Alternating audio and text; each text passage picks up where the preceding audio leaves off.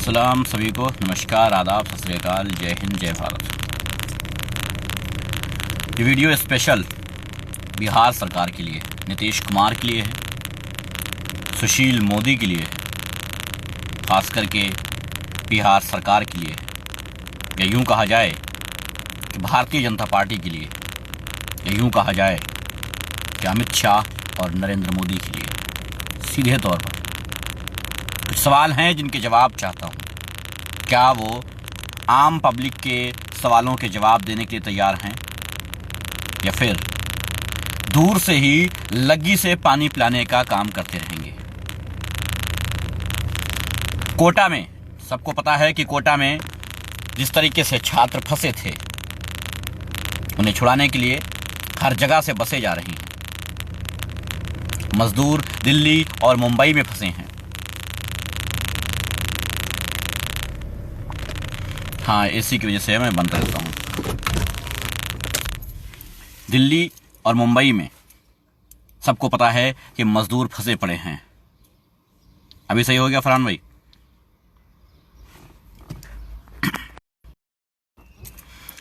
वहां के लिए कोई नहीं है। मेरे पास एक पास आया है, एक गाड़ी का। नीतीश सरकार ये जवाब दे कि आखिर एक गाड़ी का पास क्यों दिया गया है। सिर्फ एक गाड़ी का पास क्यों आया है? मुझे जवाब दे इस बात का। गाड़ी संख्या BR01PG PJ 0484, ये गाड़ी संख्या है। सिर्फ एक गाड़ी को परमिशन दी गई है जो कोटा से, यानी राजस्थान से दिल्ली यूपी होते हुए बिहार जाएगी। क्यों जाएगी? सिर्फ एक गाड़ी क्यों जाएगी? बाकी के लोग क्या बिहारवासी नहीं हैं? बाकी के लोग देशवासी नहीं हैं? बाकी के लोगों को कोई हक नहीं है कि वो भारत की सुविधाओं का फल उठाएं, भारत की सुविधाएं लें? उन्हें हक नहीं है। ये इसलिए है क्योंकि इसमें एक विधायक के बेटे का नाम है और उस विधायक के बेटे को अपने घर पहुंचाना है। कोटा, राजस्थान से बिहार तक एक विधायक के बेटे को घर पहुंचाना है। इसलिए नीतीश कुमार ने ये परमिशन एक गाड़ी को दी है कि वो एक गाड़ी विधायक जी के बेटे को लेकर के दिल्ली होते हुए दिल्ली होते हुए यूपी होते हुए बिहार तक उस बच्चे को पहुंचाए। हम ये नहीं कह रहे हैं कि इस बच्चे को क्यों पहुंचाया जा रहा है। हम ये चाहते हैं कि बाकी के गरीब मजदूरों के बच्चे नहीं हैं क्या? हम ये जानना चाहते हैं कि मजदूर जो परेशान है, जो हर हाल में के लिए कुछ नहीं है, वो बच्चे नहीं हैं क्या? आखिर उनके लिए नीतीश सरकार ने या बीजेपी सरकार ने क्या सोच के रखा है? आखिर उनके लिए जवाबदेही किसकी बनती है? एक जहानाबाद की वीडियो आप सबके सामने मैंने, कुछ मासूम बच्चे हैं जो मेंढक खा रहे हैं। बिहार की बात कर रहा हूं मैं चाइना की बात नहीं कर रहा हूं। भारत में, बिहार में मेंढक खा रहे हैं वो बच्चे, जहानाबाद में। पिछले 4 दिनों से उनके पास राशन नहीं है। यही लॉकडाउन है क्या? आप कहते हैं कि लॉकडाउन का हम सबको मिल करके इसका समर्थन करना चाहिए। सब भारतवासियों ने इसका समर्थन किया है, लेकिन कैसे? जिसके घरों में बच्चे भूखे बैठे हैं, वो इस लॉकडाउन को कैसे माने? मेरी खुद की फैमिली 1 महीने से बिहार में फंसी हुई है। कई बार अपील करने के बाद भी नीतीश सरकार ने अभी तक कोई जवाब नहीं दिया है। कोई जवाब नहीं दिया है, किसी तरीके का कोई जवाब नहीं दिया है। पप्पू यादव के बार बार रिक्वेस्ट करने के बाद भी कोई गाड़ी का प्रबंध नहीं कराया गया है। सरकार को पैसा नहीं देना है उस गाड़ी का। सरकार को सिर्फ मोहर लगानी है, सिर्फ परमिशन देनी है बिहार से यूपी लाने के लिए। लेकिन नहीं, हम भी कहते हैं चलो ठीक है, सब देशवासी जैसे फंसे पड़े हैं वैसे ही हमारा परिवार भी सही। लेकिन इसका मतलब यह तो नहीं कि अगर विधायक की औलाद हो तो मिल जाएगा परमिशन। इसका मतलब यह तो नहीं कि अगर मजदूर की औलाद हो तो नहीं मिलेगा। इसका जवाब कौन देगा? जहानाबाद में, भारत के बिहार में, मैं चाइना की बात नहीं कर रहा हूं, मैं भारत के बिहार की बात कर रहा हूं, जहां जहानाबाद में कुछ बच्चे मेंढक खा रहे हैं। लॉकडाउन का क्या मतलब है? गरीब मजदूर अब मेंढक खाएगा, सांप खाएगा, छिपकली खाएगा, और ये ऐश देंगे अपने विधायक की औलादों को घूमने के लिए, पिकनिक बनाने के लिए। कैसे? क्यों? अगर उस गाड़ी को रोक लिया जाए, इस गाड़ी का नंबर दे रखा है परमिशन में, अगर इस गाड़ी को रोक लिया जाए और इसमें कहा जाए कि अब मजदूर जाएंगे इसमें, वो विधायक की औलाद नहीं जाएगा, तो क्राइम मत समझ लेना इसे। फिर इसे क्राइम मत समझ लेना, क्योंकि तुम्हारी सरकार हमारे वोटों से बनती है कि ये क्राइम है। अगर विधायक के बेटे को लाया जा रहा है तो फिर मजदूरों के बेटों को भी लाया जाना चाहिए। मुंबई में, दिल्ली में मर रहे हैं मजदूर, परिवार उनके भूख से यूपी बिहार में मर रहे हैं, लेकिन कोई नहीं है जवाब देने वाला कि आखिर इनको क्यों नहीं पहुंचाया जा रहा है घरों तक।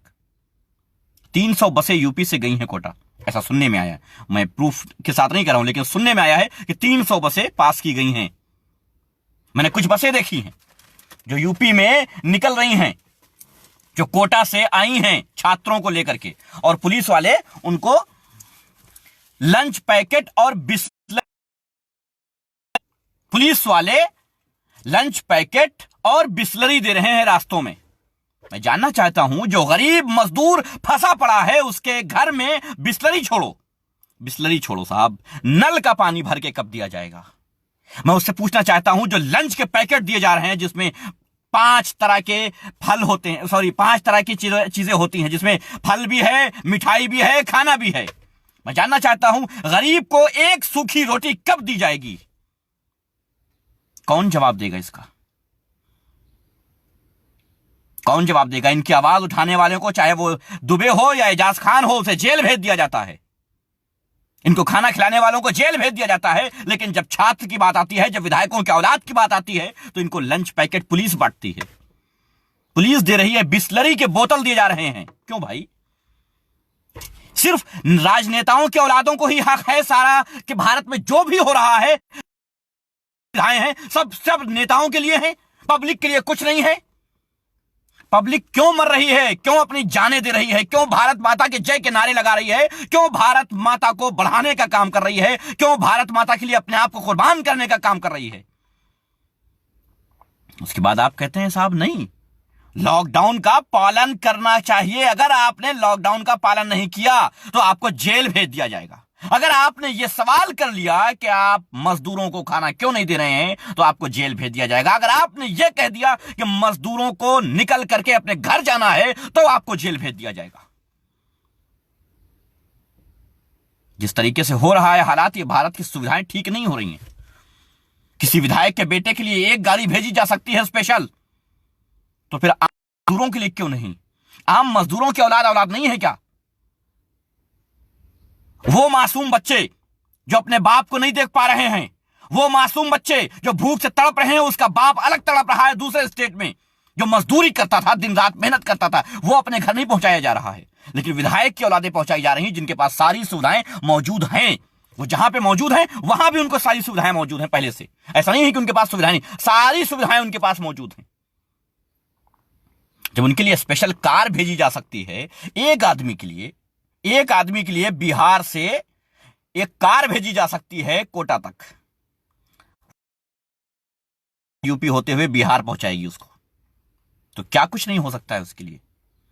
जिनके लिए कई 100 बसों का इंतजाम किया जा सकता है, उनके लिए क्या नहीं किया जा सकता है? तो फिर गरीब मजदूर क्यों मरे?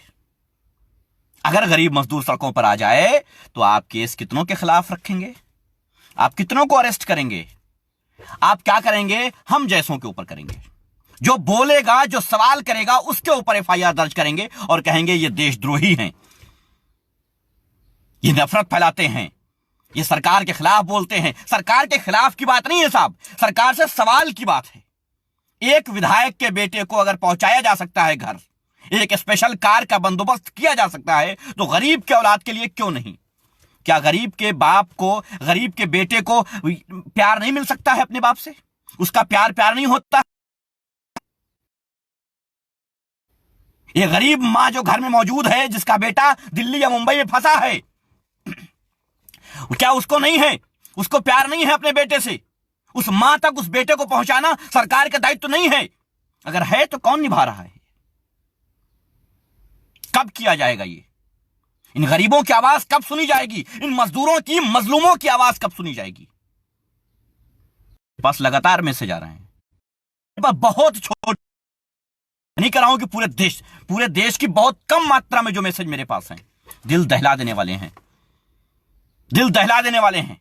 लोग मैसेज कर रहे हैं कि बस अब आपसे ही उम्मीद बची है, सरकार से तो बची नहीं है, बस आपसे ही उम्मीद बची है।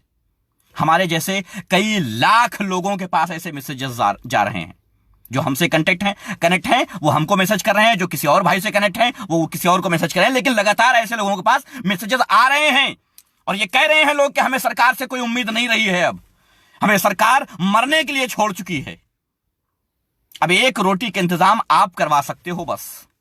हम जानना चाहते हैं कि आखिर सरकार कब करवाएगी ये काम?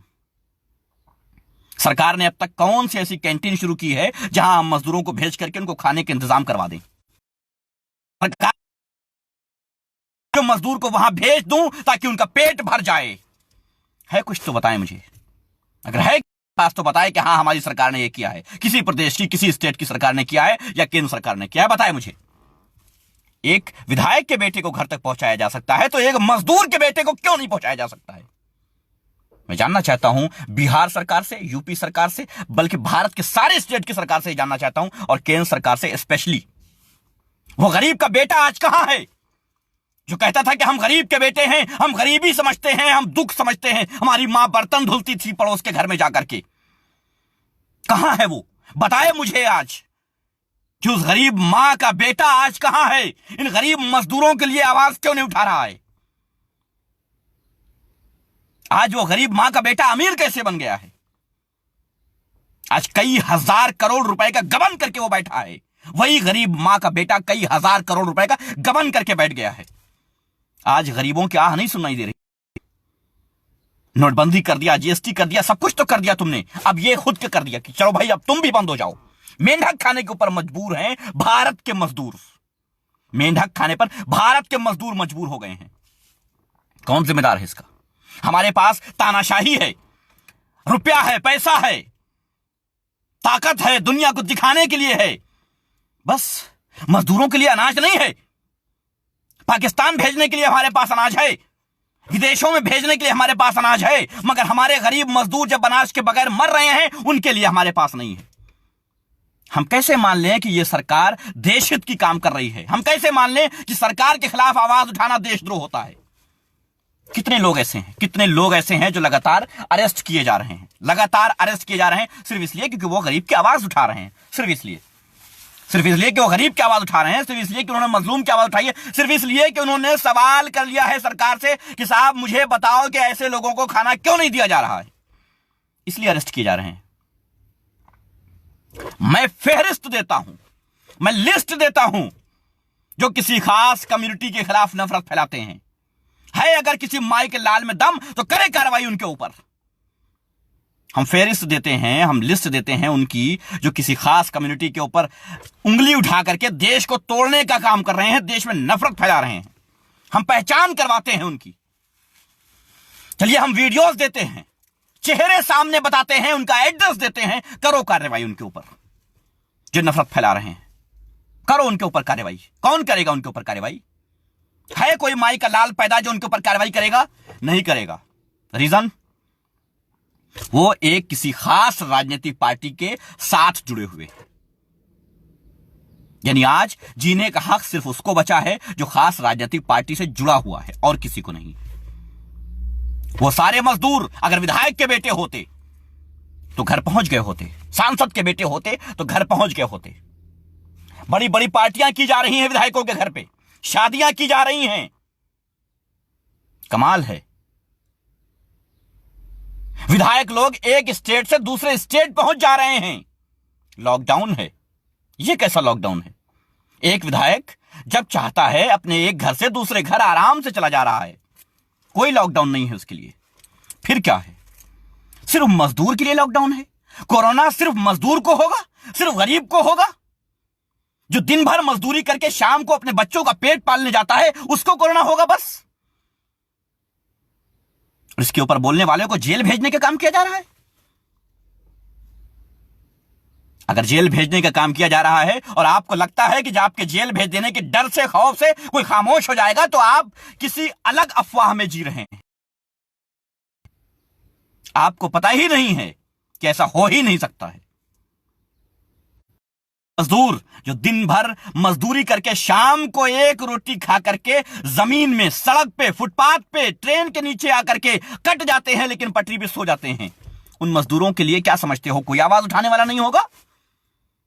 कोई आवाज ना उठाए उनके लिए? जो रेलवे स्टेशन पे जाके सो जाते हैं, जो मंदिर के सामने सो जाते हैं, मस्जिद के सामने सो जाते हैं, सड़क पे सो जाते हैं, फुटपाथ पे सो जाते हैं, कौन उठाएगा उनकी आवाज आखिर? जो दर्द भरे, जो तकलीफ भरे मैसेजेस आ रहे हैं, लोग बुरी तरीके से परेशान हैं, बुरी तरीके से परेशान हैं। वो मुंबई और दिल्ली में फंसे पड़े हैं, दूसरे स्टेटों में फंसे पड़े हैं, और उनकी औलादें अपने अपने घरों में फंसी पड़ी हैं। ना उनके लिए खाने का इंतजाम है, ना उनके लिए खाने का इंतजाम है, लेकिन इसके ऊपर बोलने वाला कोई नहीं है। अगर कोई बोलेगा तो उनके ऊपर सीधे केस दर्ज कर दिया जाएगा सरकार के खिलाफ बोलने पर। अगर आपको लगता है कि इस मजदूर, इस गरीब की आवाज उठाना क्राइम है, तो हां, मैं क्राइम कर रहा हूं। अगर आपको लगता है कि सरकार से सवाल कर रहा हूं, अगर आपको लगता है गरीब का पेट भरना क्राइम है, तो हां, मैं क्राइम कर रहा हूं। हां, मैं क्राइम कर रहा हूं। अगर आपको लगता है कि एक भूखे की आवाज सरकार के कानों तक ले जाने का क्राइम है, तो मैं क्राइम कर रहा हूं। अगर आपको लगता है कि एक मां जो तड़प रही है अपने बच्चे के लिए, एक मां अलग भूखी पड़ी है, उसका बच्चा अलग भूखा पड़ा है, अगर उनकी आवाज सरकार तक पहुंचाना, सरकार से सवाल करना अगर क्राइम है, तो हां, मैं क्राइम कर रहा हूं। और उसके बाद ये भक्तगण, ये जो गंदे भक्त हैं, अंधभक्त हैं, धमकियां देते हैं जान से मार देने की, इनकाउंटर करवा देने की। आज भी व्हाट्सएप पे मैसेज आए हुए हैं कि अपना पता बता, मैं तुझे गोली मार दूंगा। मैं जानना चाहता हूं कि ये कौन है, किस राजनीतिक पार्टी के समर्थन में हैं, क्योंकि हम किसी खास पर्सन को तो नहीं बोलते हैं। किसी राजनीतिक पार्टी से, सत्ता से, सरकार से सवाल कर रहे हैं ना, तो अगर सरकार से सवाल कर रहे हैं तो ये पर्सनल गुंडे किसके हैं?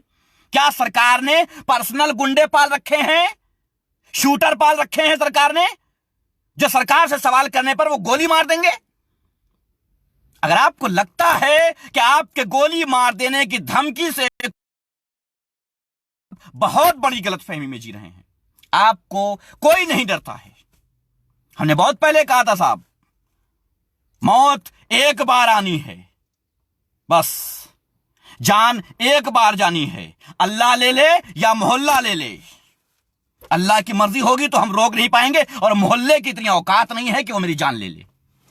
इसलिए तुम्हारी आंखों में आंखें डाल के सवाल करते हैं कि गरीब मजदूर की आवाज उठाना क्राइम कैसे हो गया? गरीब मजदूर को भूखे मरने के लिए क्यों छोड़ा गया? गरीब मजदूर का बेटा मेंढक, माए मजबूर हैं, दवाएं नहीं है उनके पास, है सरकार के पास की जवाब है? आज मैं उस मां के लाल से पूछता हूं जिसकी मां दूसरों के घर में बर्तन धुलती थी, जो गरीब का बेटा था, जो मजदूर का बेटा था, उस मां के बेटे से पूछना चाहता हूं कि आज भारत के कई करोड़ मजदूर सड़कों पर हो गए हैं, लेकिन सड़कों पर भीख भी नहीं मिल रही उनको। कौन जिम्मेदार है इसका? कौन इनकी रोजी रोटी का इंतजाम करेगा? है कोई जो इनकी रोजी रोटी का इंतजाम कर सकता है? जो लोग इनकी रोटी रोजी का इंतजाम करते हैं, जो लोग इनको घर के पहुंचाने की अपील करते हैं, सरकार से परमिशन की अपील करते हैं, उनको जेल भेज दिया जाता है। विनय दुबे ने क्या किया था? सरकार से परमिशन मांगी थी, 40 बसों के लिए परमिशन मांगी थी कि हम इनको यूपी बिहार भेज के आएंगे, उत्तर भारतीयों को घर भेजेंगे, उसके लिए परमिशन दे सरकार, लेकिन सरकार ने परमिशन नहीं दी, जेल दी उसके बदले, जेल दी उसके बदले में। एजाज खान ने क्या क्राइम किया था? यही कहा था ना कि अगर नफरत फैलाना है, अगर आपको यही करना है, तो कम से कम उनके खिलाफ करो जो मीडिया में आकर के हिंदू मुसलमान करते हैं। अगर आपको सवाल करना है, अगर आपको हैशटैग चलाना है जेल भेजने के लिए, तो उनके खिलाफ करो जो आज हिंदू मुसलमान का नाम देकर के देश में जहर फैला रहे हैं। क्या हुआ? जवाब है किसी के पास? जेल भेज दिया गया उसे। कमाल की बात है साहब, कमाल की बात है।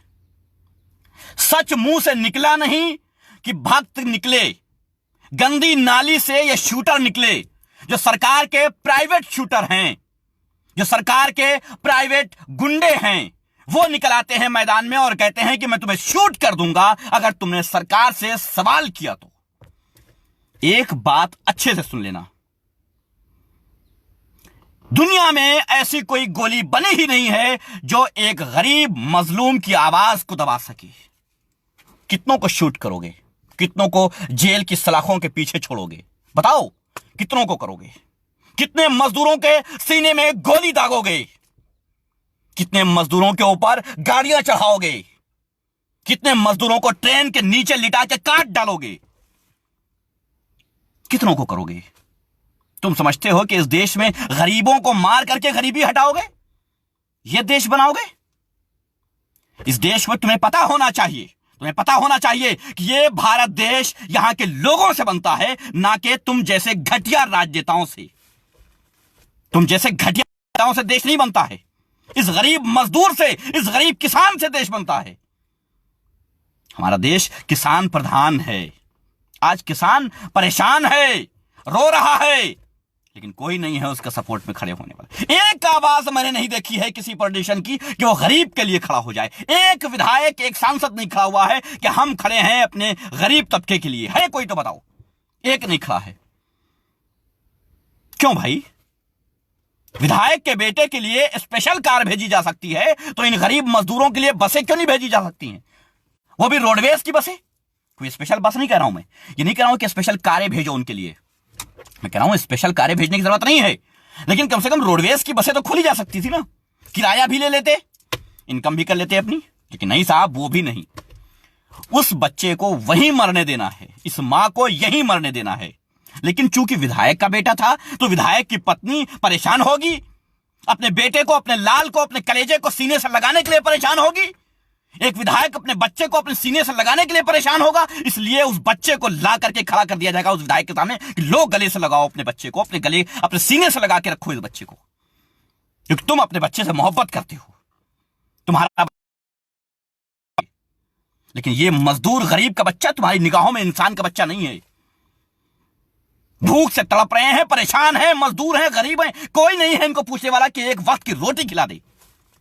घर पहुंचाने की बहुत दूर की बात है।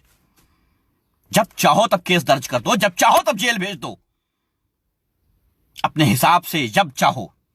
बबीता फोगाट जैसी दो कौड़ी की, जो कभी भी जाकर के किसी राजनीतिक पार्टी में शामिल हो जाती हैं, उसके बाद अपने आप को कहती हैं कि साहब देश को सम्मान दिलाया है हमने। क्या सम्मान दिलाया है तुमने? क्या सम्मान दिलाया है? अगर आप ये समझ रही हो कि आपने पहलवानी करके देश का सम्मान बढ़ाया है, तो आपने जो घटिया हरकत की है, जो देश को तोड़ने का काम किया है, जो किसी खास कम्युनिटी को टारगेट किया है, आपने सब कुछ नीचा कर दिया, सब कुछ खत्म कर दिया। वही मुसलमान हैं ये, जो बबीता फोगाट के जीतने के ऊपर यही वो मुल्ले हैं, यही मुल्ले कहते हो ना तुम लोग, यही वो मुल्ले हैं जो खुशियां से जश्न मनाते थे, आतिशबाजी करते थे कि हमारे देश जीता है, बबीता फोगाट जीती है, हमारा देश जीता है। आज वही बबीता फोगाट इन्हीं मुसलमानों पर उंगली उठा रही है। कपिल मिश्रा, न जाने ऐसी कितनी लिस्ट है, सारे राजनीतिक चैनल, कोई नहीं है इनके खिलाफ कार्रवाई करने वाला। लगातार नफरत पिला रहे हैं लोगों को, कोई नहीं है इनके खिलाफ बोलने वाला। अगर इनके खिलाफ बोल दिया गया तो सीधे मुकदमा हो जाएगा। क्यों? क्योंकि ये किसी राजनीतिक पार्टी के गुंडे हैं, प्राइवेट आर्मी है ये।